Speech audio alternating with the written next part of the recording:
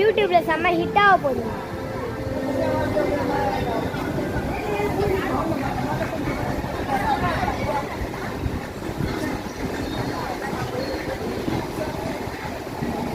அனைவருக்கும் வணக்கம். உங்கள் அனைவரையும் சென்னை பிர்லா கோளரங்கம் அன்புடன் வரவேற்கின்றது. கொஞ்சம் ஒரே எழுத்து என்னால் ஒன்றையும் பார்க்க முடியவில்லை. சரி சரி, உன் கண்கள் இரண்டுக்கு பழக்கும் வரை நாங்கள் காத்திருக்கிறோம். எதனால் இந்த இடம் மிகவும் இருட்டாக தோன்றுகிறது? ஏனென்றால் நகரத்தின் ஒளிந்த மின் விளக்குகளின் வெளிச்சத்திலிருந்து புறப்பட்டு இங்கே உள்ள பூங்காவின் இருண்ட பகுதிக்குள் வந்துள்ளோம்.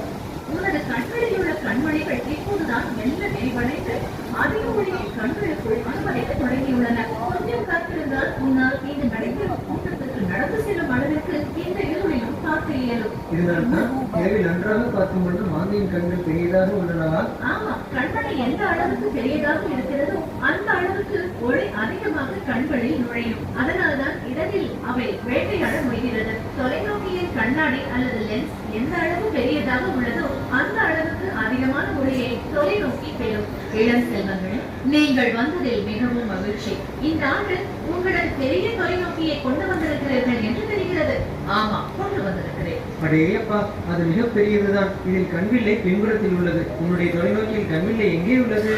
அது மேலே உள்ளது. அதன் வழியே பார்க்க நான் ஏழையை பயன்படுத்த வேண்டியுள்ளது. அது சரிதான். இது ஒரு பிரதிபலிக்கும் தொலைநோக்கி. அதாவது பின்னால் உள்ள ஆடியில் ஒளி சேர்க்கப்பட்டு தொலைநோக்கியின் முன்பகுதிக்கு பிரதிபலிக்கப்படுகிறது. அங்கு மற்றொரு ஆடியில் ஒளி மீண்டும் பிரதிபலித்து கண் வில்லைக்கு வருகிறது. பள்ளியில் உங்கள் ஆசிரியரிடம் உள்ளது ஒளி விளக்க தொலைநோக்கி. அது ஆடிகளுக்கு பதிலாக லென்சுகள் மூலமாக ஒளியை சேகரித்து குவியத்திற்கு கொண்டு வருகிறது. இது சிறந்தது. பிரதிபலிப்பு தொலைநோக்கியா, ஒளி விளக்கு தொலைநோக்கியா? அது நீ எந்த வான்பொருளை காண விரும்புகிறாய் என்பதை பொறுத்தது. ஆனால் லென்ஸ் அல்லது குவி ஆடி எவ்வளவு பெரியதோ அவ்வளவு ஒளி மிகுந்தும் கூறுபடுத்தப்பட்டும் மிக தெளிவாக காணப்படும். கூறுபடுத்தப்படுதலா? ஒரு பொருளை கூறுபடுத்தி காண்பது என்றால் அதன்